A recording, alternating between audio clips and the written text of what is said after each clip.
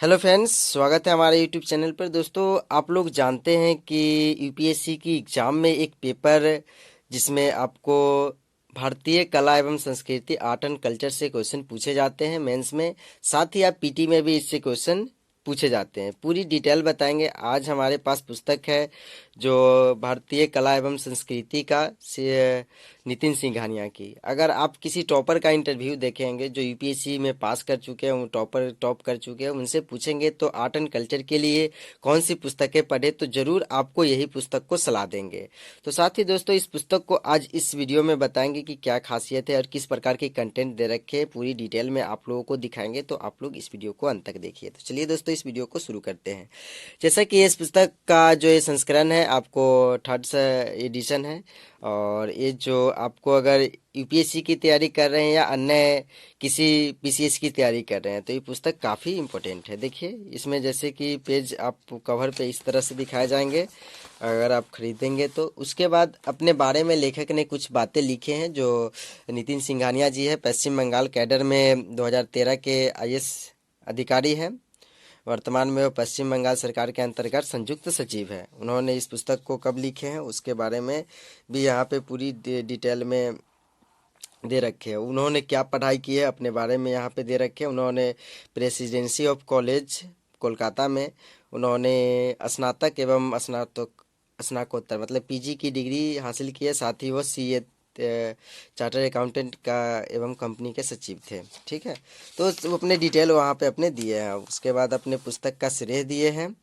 और इस तरह से उसके बाद तृतीय संस्करण में क्या क्या सम्मिलित किए गए हैं। देखिए, इससे पहला वाला आप लोगों देखे होंगे। तृतीय संस्करण में लगभग बहुत सारी चीज़ें को सम्मिलित कर लिया गया है। जैसे नए अध्याय में आपको बौद्ध एवं जैन धर्म, विदेशी यात्रियों का एक नज़र में, दोस्तों आप लोगों को दिख रहा होगा सही से। उसके बाद है कि कला एवं संस्कृति में यहाँ पे नया परिशिष्ट में आपको ये सब चीज़ें दे रखे हैं। कंटेंट में आगे चल कर दिखा दूँ, आप एक बार वीडियो को रोकिए और पूरी डिटेल को आपको देखिए। अब देखिए, यहाँ पे द्वितीय संस्करण में क्या थे वो डिटेल दिए हुए हैं। फिर उसके बाद है कि तीसरे संस्करण की भूमिका के बारे में दिए हैं। नए अध्याय, बौद्ध और जैन धर्म, विदेशी यात्रियों का नज़र में भारत। जैसा कि आप सभी जानते हैं कि बौद्ध धर्म एक प्रकार के खुद एक ग्रंथ के जैसा है।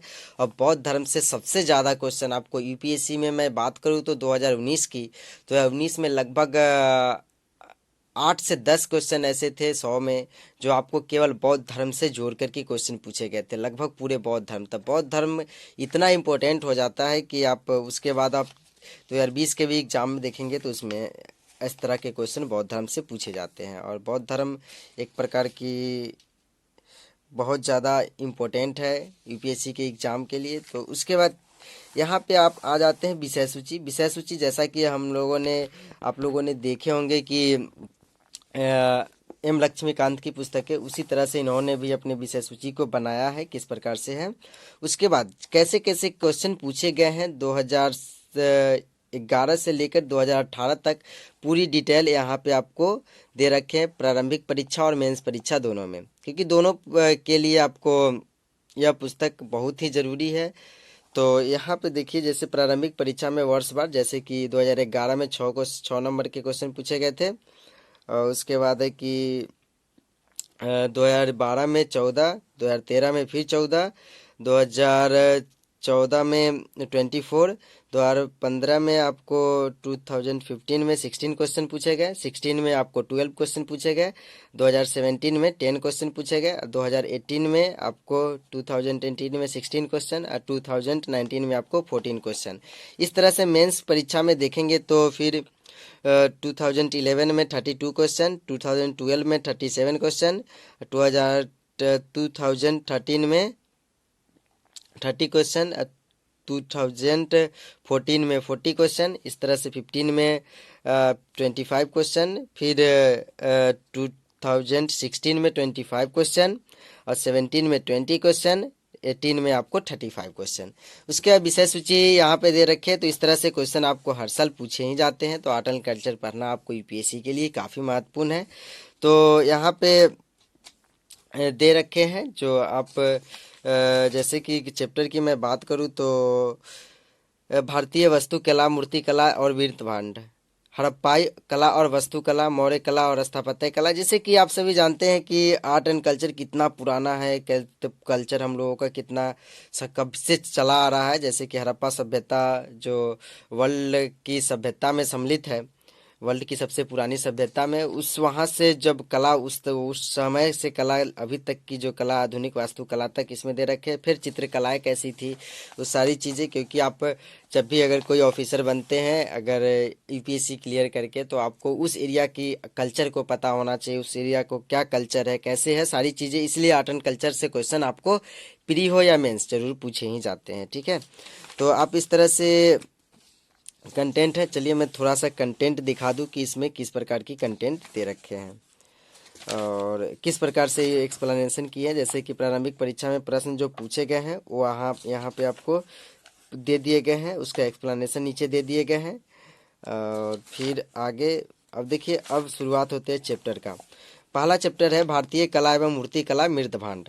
अब देखिए इसमें इतने अच्छे तरीके से आपको पिक्चर के साथ दिए गए हैं, देखिए इस तरह टाइप से, और जो हाईलाइट कर दिए गए हैं जैसे कि मूर्ति कला और वास्तुकला में क्या डिफरेंस है, वो उसको भी अलग तरह से आपको अच्छे तरीके से दिए गए हैं। फिर आगे जब देखेंगे मध्यकालीन भारत और आधुनिक भारत में कौन कौन से, जैसे कि मध्यकालीन भारत में, प्राचीन भारत में हड़प्पाई कला हो गए, मौर्यकालीन कला हो गए, मौर्योत्तर कला, गुप्तकालीन कला, दक्षिण भारतीय कला। फिर जैसे मध्यकालीन भारत में मेडाइवल हिस्ट्री में आएंगे तो दिल्ली सल्तनत और मुगल काल की, दिल्ली सल्तनत की कैसी कला रही, और मुगल काल की जिसमें बाबर ये सब कैसे कैसे अपनाए। फिर उसके बाद जैसे कि आधुनिक में आएंगे तो इंडो गार्थिक शैली और नौ रोमन शैली, जैसे अंग्रेज आए, अंग्रेज के बारे में वो सब चीज़ें आपको यहाँ पे कितने अच्छे तरीके से दे रखे हैं। देखिए यहाँ पे थोड़ा सा इसको आप वीडियो को रोक करके इसको पढ़ सकते हैं और अच्छे तरीके से दे रहे हैं। अब उसके बाद जब जैसे कि अब कला को एक अच्छे तरीके से यहाँ पे एक पिक्चर के फॉर्मेट में बताए गए हैं जिससे आपको समझने में काफ़ी आसानी होगी।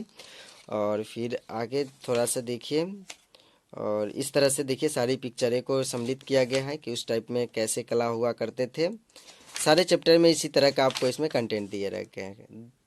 जैसा कि बहुत सारे पूछेंगे कि इनकी प्राइस कितनी है, तो प्राइस की मैं बात करूँ तो ऑफलाइन, ऑनलाइन और एरिया वाइज डिपेंड करते हैं कि कितना इस पुस्तक की प्राइस होंगे।